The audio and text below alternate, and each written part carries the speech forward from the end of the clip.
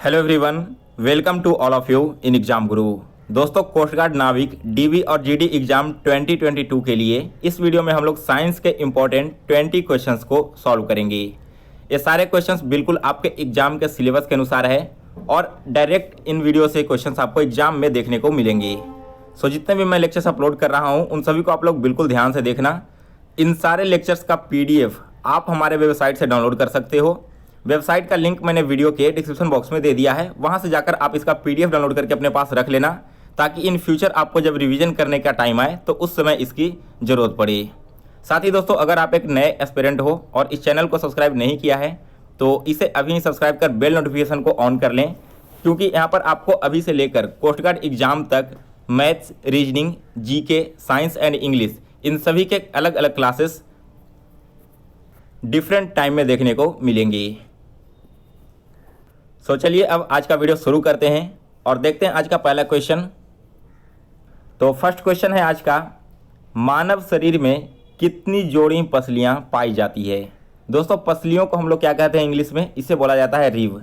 तो जिन लोगों को यहाँ पर हिंदी में समझने में प्रॉब्लम हो रही है उन्हें मैं इंग्लिश में भी साथ में एक्सप्लेन करते चलूँगा। यहाँ पर देखो, मानव शरीर में टोटल 24 रिव्स होते हैं, लेकिन यहाँ पर बात की कही गई है जोड़ी की, यानी कि पेयर्स की। तो टोटल पेयर्स कितने हो जाएंगे? 12 हो जाएंगे। ऑप्शन ए इस क्वेश्चन का करेक्ट आंसर है।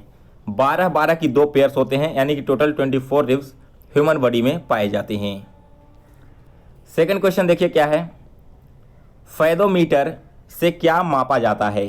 दोस्तों, फैदोमीटर, इसका उपयोग हम करते हैं सागर की गहराई मापने के लिए, यानी कि ऑप्शन सी इस क्वेश्चन का करेक्ट आंसर है। ऑप्शन ए में विद्युत धारा यानी कि इलेक्ट्रिक करंट। तो इलेक्ट्रिक करंट को जिस डिवाइस से मेजर किया जाता है उस डिवाइस का नाम है अमीटर। ऑप्शन बी में कोणीय वेग मीन्स एंगुलर वेलोसिटी, और एंगुलर वेलोसिटी को हम लोग मापने के लिए जो डिवाइस का यूज करते हैं उस डिवाइस का नाम है गिरोस्कोप। सिमिलरली जो बादल की ऊंचाई होती है यानी कि हाइट ऑफ क्लाउड, इसे हम मापते हैं सीलियोमीटर से। ठीक है, तो यहाँ पर मैंने आपको 4 इंपॉर्टेंट डिवाइसेस के नाम बताएं और उनका यूज क्या है, ये सारे चीजें आप लोग याद रखो। नेक्स्ट है क्वेश्चन नंबर 3, निम्नलिखित में से कौन सा रोग संक्रामक रोग नहीं है, यानी कि ऐसा रोग जो संक्रमण से नहीं फैलता हो। तो देखिए, कुष्ठ रोग, क्षय रोग और कुकुर खांसी, ये तीनों के तीनों आपके संक्रामक रोग हैं। मधुमेह इस क्वेश्चन का करेक्ट आंसर है। अगला क्वेश्चन है क्वेश्चन नंबर 4, कंप्यूटर में शब्द की लंबाई किस में मापी जाती है। कंप्यूटर के जो शब्द होते हैं इसकी लंबाई मापी जाती है दोस्तों किस में, तो इसे हम मापते हैं बिट्स में, यानी कि ऑप्शन ए आपका करेक्ट आंसर है। यहाँ पर देख सकते हो, कंप्यूटर से रिलेटेड एक बहुत इंपॉर्टेंट क्वेश्चन पूछा जाता है आपके एग्जाम में, वो है आपका कन्वर्जन ऑफ यूनिट्स। तो इसे आप लोग जल्दी से एक बार याद कर लो, पिछले एयरफोर्स और नेवी दोनों ही एग्जाम में क्वेश्चन ऑलरेडी पूछा जा चुका है। तो क्वेश्चन कैसे आएगा, जैसे देखो 8 बिट्स का वैल्यू होता है 1 बाइट के बराबर, 1024 बाइट का वैल्यू हो जाता है आपका 1 किलो बाइट के बराबर, 1024 किलो बाइट का वैल्यू आपका हो जाएगा 1 MB के बराबर। सिमिलरली 1024 MB का वैल्यू क्या होगा, यह हो जाएगा आपका 1 GB के बराबर।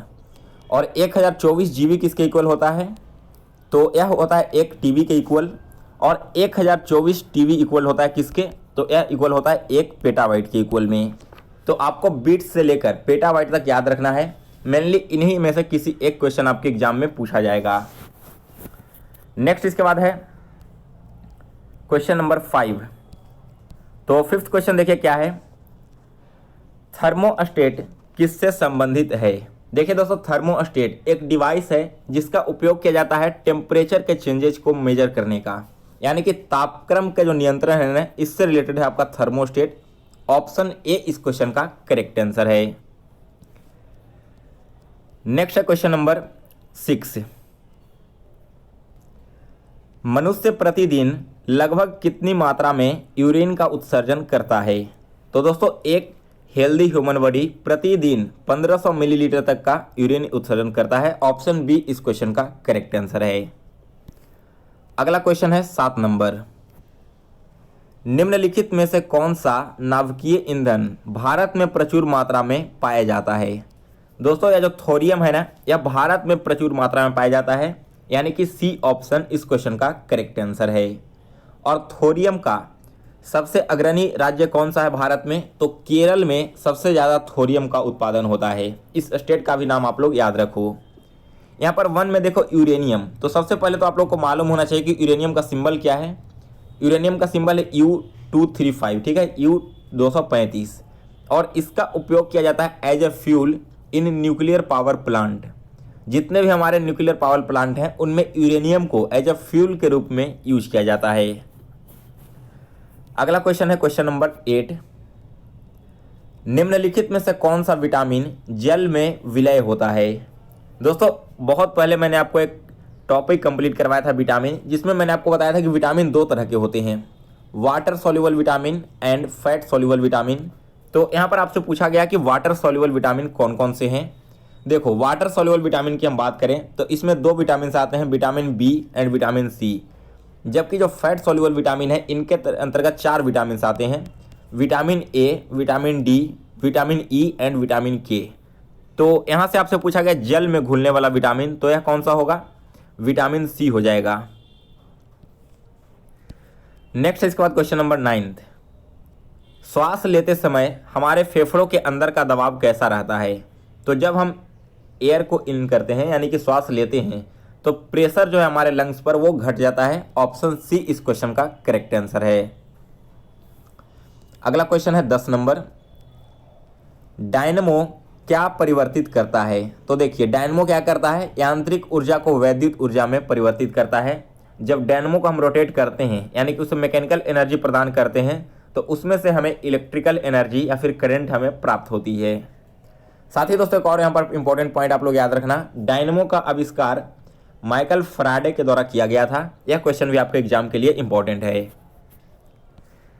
अगला क्वेश्चन है 11 नंबर। नींबू का कैंकर रोग किसके कारण होता है? दोस्तों नींबू में जो कैंकर रोग होता है ना, यह होता है जैंथोमोनास सिट्री के कारण। ऑप्शन ए इस क्वेश्चन का करेक्ट आंसर है। यह जो कैंकर रोग है इसके कारण क्या होता है, नींबू की जितनी पत्तियां वगैरह हैं या फिर उसकी जो स्टीम है इन पर अलग अलग तरह के कीड़े पनपने लगते हैं और पूरे पेड़ को यह बर्बाद कर देता है। इस कैंकर रोग से निजात पाने के लिए जो नींबू के पेड़ होते हैं उस पर बोर्डियक्स का मिक्सचर का छिड़काव किया जाता है, तब यह रोग आपका दूर होता है। अगला क्वेश्चन है 12 नंबर। विश्व थैलेसेमिया दिवस कब मनाया जाता है? दोस्तों यह मनाया जाता है आपका प्रत्येक वर्ष 8 मई को। ऑप्शन बी आपका करेक्ट आंसर है। नेक्स्ट है क्वेश्चन नंबर 13। निम्नलिखित में से कौन सी एक सदिश राशि है? दोस्तों सदिश राशि तो यह कौन है? यह है आपका संवेग एवं विस्थापन यानी कि वेलोसिटी एंड यहाँ पर क्या हो जाएगा आपका डिस्प्लेसमेंट। अब समझिए क्या सदिश राशि और अदिश राशि होती क्या है। सबसे पहले तो सदिश राशि का मतलब क्या है, इसका मतलब होता है वेक्टर क्वांटिटी, यानी कि जिसमें आपका मैग्नीट्यूड भी हो प्लस डायरेक्शन भी दिया हुआ हो।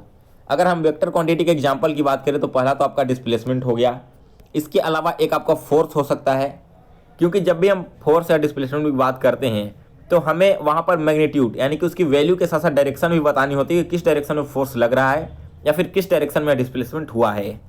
जबकि इसके जस्ट अपोजिट है आपका अदिश राशि, जिसका मतलब है स्केलर क्वांटिटी। और देखो स्केलर क्वांटिटी में केवल मैग्नीट्यूड पाया जाता है, किसी भी तरह का डायरेक्शन नहीं होता। इसका आपका बेस्ट एग्जांपल हो जाएगा डायरेक्शन, या फिर आपका क्या हो जाएगा मास हो जाएगा, या फिर आपका टाइम हो जाएगा। टाइम जब भी आप बताते हो तो केवल टाइम बताते हो यानी कि उसका मैग्नीट्यूड बताते हो, किसी भी तरह की डायरेक्शन इसमें इंक्लूडेड नहीं है।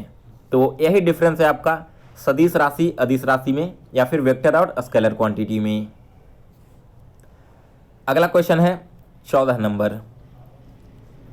हेपेटाइटिस वी वायरस शरीर के किस अंग को प्रभावित करता है? दोस्तों हेपेटाइटिस वी से हमारे शरीर का यकृत प्रभावित होता है। ऑप्शन डी करेक्ट आंसर है। अगला क्वेश्चन है 15 नंबर। केंद्रीय चावल शोध संस्थान कहाँ में स्थित है? दोस्तों यह स्थित है आपका कटक में। Next question number 16। ऊतक के अध्ययन को क्या कहा जाता है? दोस्तों ऊतक की जो अध्ययन होती है ना, इसे हम कहते हैं हिस्टोलॉजी, यानी कि बी ऑप्शन इस क्वेश्चन का करेक्ट आंसर है। और ऊतक का मतलब क्या होता है इंग्लिश में? ऊतक का मतलब होता है टिश्यू, यानी कि study of tissue is called histology. अगला क्वेश्चन है इसके बाद 17 नंबर। विटामिन ई की कमी से कौन सा रोग उत्पन्न होता है? दोस्तों विटामिन ई इसकी कमी से रोग उत्पन्न होता है आपका प्रजनन संबंधी रोग, यानी कि ऑप्शन ए इस क्वेश्चन का करेक्ट आंसर है। आप हमें कमेंट करके बताना कि जो बेरी बेरी रोग है ना, यह किस विटामिन की कमी से होता है और वह विटामिन कौन कौन से फ्रूट्स में पाया जाता है। सही आंसर आप सभी लोग हमें कमेंट बॉक्स में जरूर बताइएगा। आगे बढ़ते हैं अगले क्वेश्चन की ओर। तो नेक्स्ट है क्वेश्चन नंबर 18। निम्न में से किसे नोबेल तेल कहा जाता है? आपने केमिस्ट्री में नोबेल गैस का नाम सुना होगा, जैसे आर्गन, क्रिप्टन वगैरह। उसी तरह से आपको बताना है कि इनमें से कौन आपका नोबेल तेल है। तो देखिए दोस्तों, नोबेल तेल जो है ना, वो है आपका TNG। ऑप्शन ए इस क्वेश्चन का करेक्ट आंसर है। अगला क्वेश्चन है इसके बाद 11 नंबर, सॉरी 19 नंबर क्वेश्चन है। बुलेट प्रूफ जैकेट बनाने में किसका उपयोग किया जाता है? दोस्तों, बुलेट प्रूफ जैकेट इसे बनाने में केवलर एंड पॉलीपैराफिनिलिन टेरेपैथलोमाइड का उपयोग किया जाता है, यानी कि ऑप्शन सी करेक्ट आंसर है, ए एंड बी दोनों। Next question number 20। वाइडो सर्च इंजन का आविष्कार किसने किया था?